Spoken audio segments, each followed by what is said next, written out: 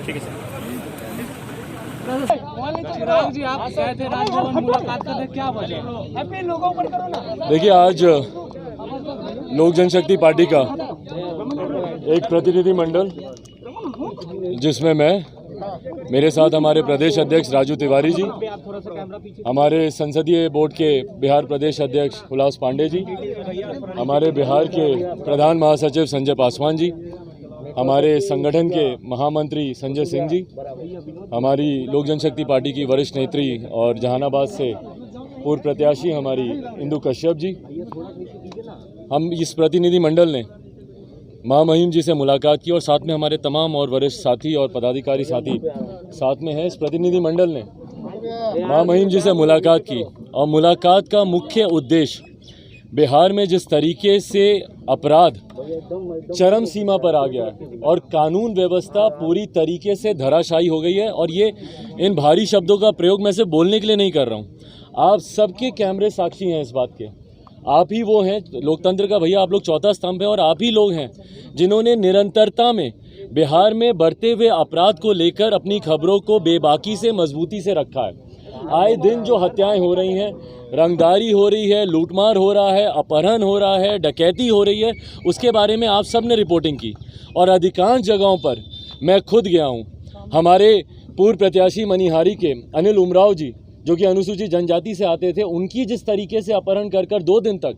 मैं एसपी साहब के संपर्क में रहा, निरंतर उनसे बात होती रही, पर उसके बाद भी जिस तरीके से उनकी निर्मम हत्या कर दी गई। उसके बाद कल मैं मेयर साहब के यहाँ गया, कटिहार के जो मेयर साहब हैं शिवराज पासवान जी, उनकी जिस तरीके से हत्या कर दी गई, उनको बाहर बुलाकर सीने में 3 गोलियां सामने से लाकर दाग दी गई, चश्मदीद होने के बावजूद, आई विटनेसेस होने के बावजूद जिस तरीके से शासन प्रशासन तंत्र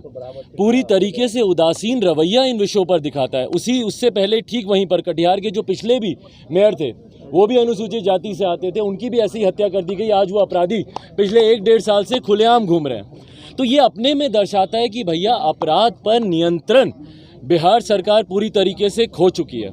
और इसीलिए हम लोगों ने बिहार के जो मुख्यमंत्री हैं वो हमारे प्रदेश के गृह मंत्री भी हैं। गृह विभाग की जिम्मेदारी उन्हीं की है, बिहार में लॉ एंड ऑर्डर सुचारू रूप से चली, ये जिम्मेदारी हमारे मुख्यमंत्री की है। पर उनके रहते हुए अगर बिहार में इस तरीके से आपराधिक घटनाएं बढ़ती जा रही हैं, और ख़ास तौर पर चिंता की बात इसलिए है कि ऐसे लोगों को टारगेट किया जा रहा है जो कि अनुसूचित जाति जनजाति से आते हैं, जो अपने क्षेत्र में अपने समाज में पॉपुलर हो रहे हैं, जो प्रदेश में राष्ट्रीय स्तर पर हो, प्रदेश के स्तर पर हो या अपने क्षेत्रीय स्तर पर हो, उनकी लोकप्रियता बढ़ती जा रही है। ऐसे लोगों को ये लोग टारगेट कर रहे हैं, और ये मैं इस बात को ज़्यादा पुख्ता तरीके से इसलिए कह सकता हूं क्योंकि मेरा एक अपना अनुभव रहा है मुख्यमंत्री नीतीश कुमार जी के साथ में। मैंने उनको देखा है कि किस तरीके से जातीयता के आधार पर वो राजनीति अपनी करते हैं। कोई दलित वर्ग का या महादलित वर्ग का कोई व्यक्ति सामने आए, ये मुख्यमंत्री नीतीश कुमार जी को बर्दाश्त नहीं होता। मेरे नेता, मेरे आदर्श आदरणीय रामविलास पासवान जी को आप सबके कैमरों के सामने किस तरीके से कितनी बार उन्होंने अपमानित करने की कोशिश की। भाई, जब बिहार के गवर्नर फ़ोन करके उनका हालचाल पूछ रहे थे, जब देश के राष्ट्रपति उनका हालचाल पूछ रहे थे, जब देश के प्रधानमंत्री हमारे नेता का हालचाल पूछ रहे थे, कोई सत्ता विपक्ष का चीफ मिनिस्टर ऐसा नहीं होगा जिन्होंने फ़ोन करके उनका हालचाल नहीं पूछा। वहीं जब आप लोगों ने मुख्यमंत्री जी से पूछा कि भैया उनका स्वास्थ्य कैसा है, तो छूटते ही बोलते हैं अच्छा हमको तो मालूम ही नहीं है।